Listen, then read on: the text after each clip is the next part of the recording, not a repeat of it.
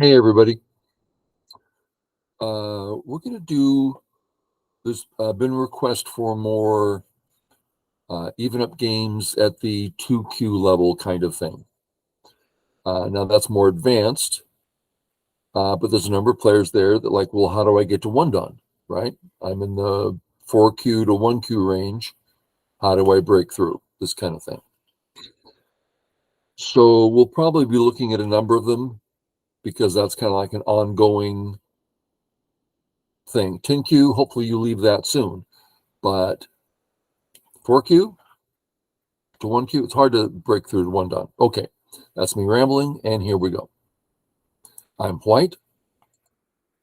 I'm supposed to win, but this is all about the thinking, and I'm not playing any fancy moves, any special strategies. In fact, I avoid them, keeping the game super simple. Okay, let's take the corner.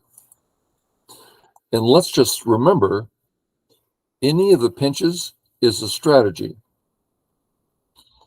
So in other words, this white move is taking the corner, cash. So I'm living with points. What is this doing? Neither of those stones is attempting to live at the moment. Neither of those stones is attempting, white stones, is attempting to get points at the moment or stability.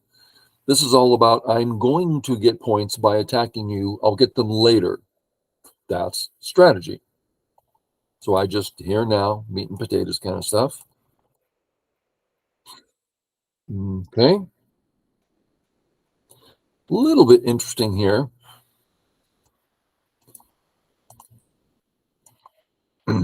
Area 1 is narrow. Now there is an open skirt there for black.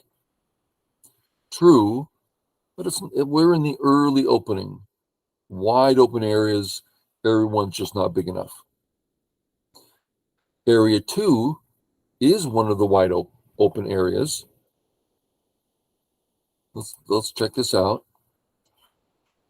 We can call this black sente, even though it's not really black. White can play away, but we don't want to play away because we want to have access to the bottom of the board. So black's getting a very attractive move in sente. And we're saying that this is too small. So now we're looking at white playing in the big area, and now this turns this into a gote move. Now I'm talking strategy here, and I'm not about to play one of these, but it gives extra meaning to this move. You're playing in the corner, you're playing in one of the biggest areas on the board, the left, and you're stopping black from approaching with gusto. Okay, I just went to the unfinished corner. And black blunders. Now, as I've seen black play so far, I'm thinking this isn't a blunder, this is a hallucination. I feel sure that black's thinking that this is the shape he's doing. Totally normal. But here, same shape, I'm thinking once he put it down, he goes, oh, I thought I was on the 4-4, right? Hallucination. Now, this is bad for black. But the question, what do you do about it? You'll find all the time. I mean, I have 1 Dan students that if they're playing a 5Q, they might lose because the 5Q is playing these stupid moves, ridiculous moves. How do you punish that? How do you maintain superiority on the board when they play garbage? It's not an easy thing to do. So I decided that if I went away, sorry, wrong button, just a second. If I went away somewhere to wherever it was, and he starts attacking me, that his bad move might become a good move because he starts getting to work with it. I don't know. I was concerned ignoring might bring him happiness there. But any normal type move, well, He's stronger in the corner because he's on the second line rather than the third line. Easier to kill things and chase things into the corner. So I decided to just live in a very low passive way because I don't think I'm going to be attacking him since he's on the second line, which is a strong place to be. So I settled on the third line. I don't know if I'm right or not, but you get to hopefully some idea of what I was thinking. The kick, and here, you betcha. Settles. And now I need to decide what Joseki I want to play. A, B, C, or D. What will cause me to play one over the other? Well, nothing on the left. Left's normal. I was like, yeah, no one can do anything on the left. Outstanding. Corner's going to be about the same. I decided I would like to invade area 1 or have the ability to later. Well, if I play this Joseki,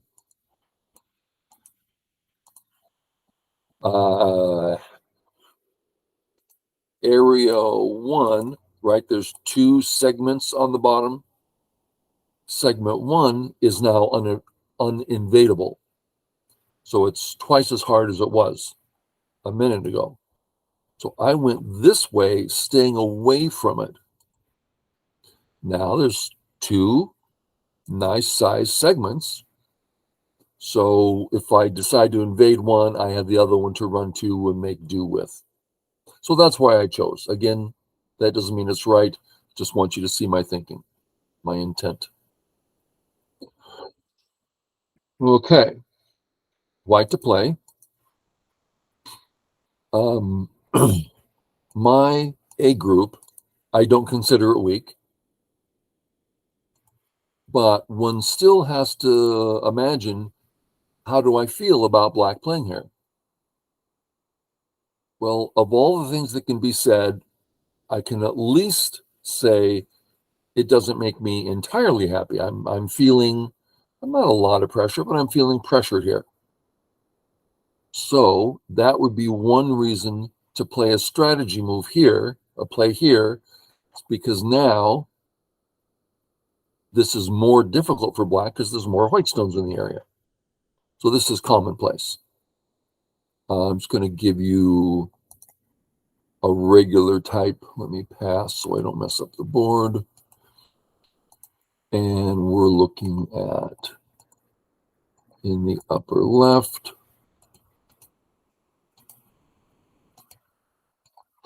here. White stabilizes, black extends, and now I don't like this. I'm feeling uncomfortable, to be sure. So I'll play here. Now that black move has become much easier to deal with because there's an extra white stone. So there's an example of what I'm trying to say. I think on our board, it's not nearly as pronounced, but I wanted to bring it up. Okay, so I just went 3-3. I love the 3-3. Once I learned I was allowed to play it from AlphaGo. Okay, black wants the corner, not a problem.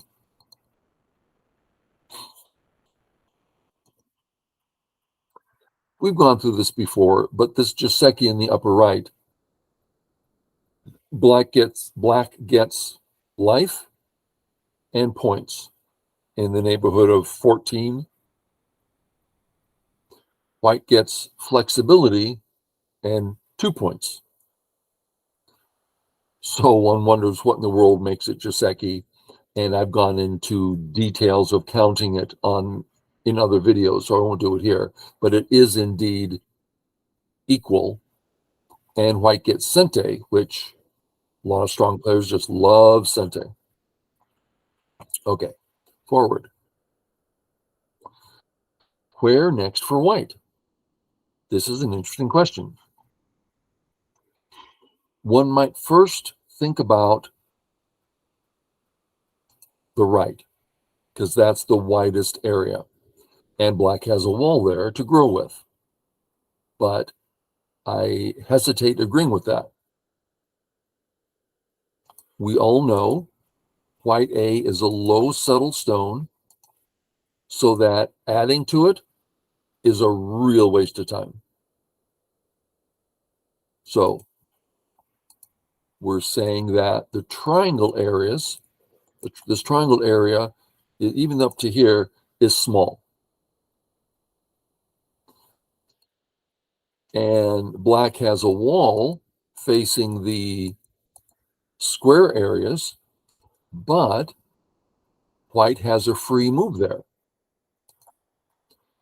If black, get the right stuff done here, let's say black tries to extend. Well, it's a free move. We're threatening to kill the corner. I'll let you work that out. You've seen it in my videos. And so if black says, no, you can't kill the corner, then it's much easier to get out. So turns out that the triangles aren't very big because of A, and the squares aren't very big because of the Aji. I don't feel particularly led to play on the right. Then where? Well, I can start growing the top. And due to the Aji, we know this is going to be Sente in a moment to kill the corner. So I can grow the top. Granted. But the big thing is black's entire area 1. That's a big area, and it's not yet cash. So that's on my mind. Okay, so I could invade.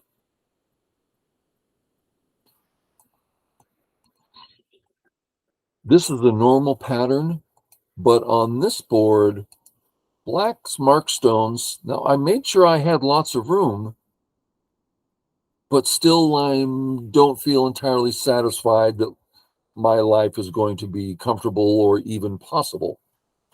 And I have no intention of doing any deep reading here.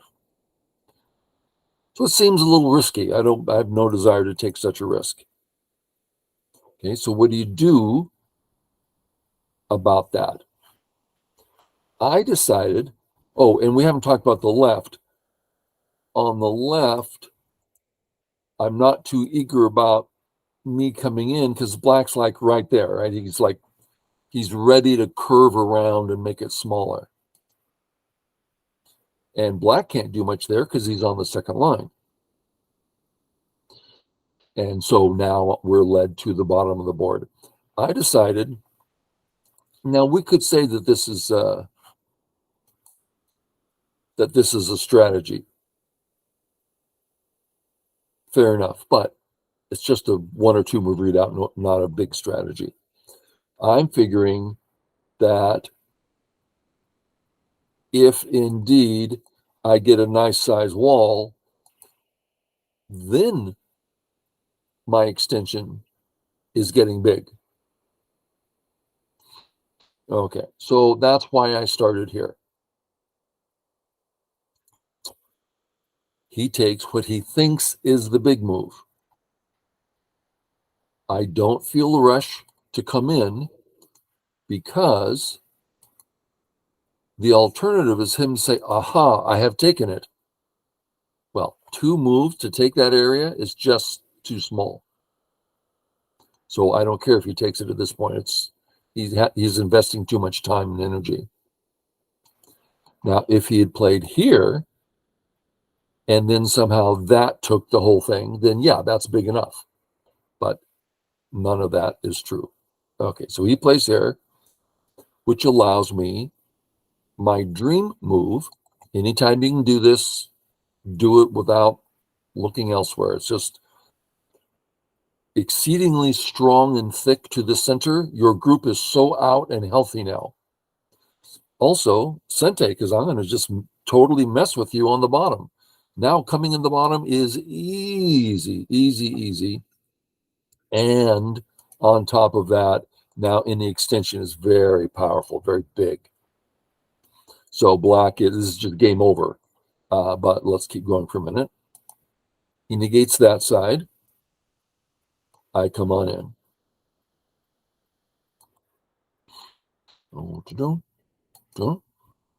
Couple things black can do here. He plays wrong and runs out. He says, I want to keep these stones.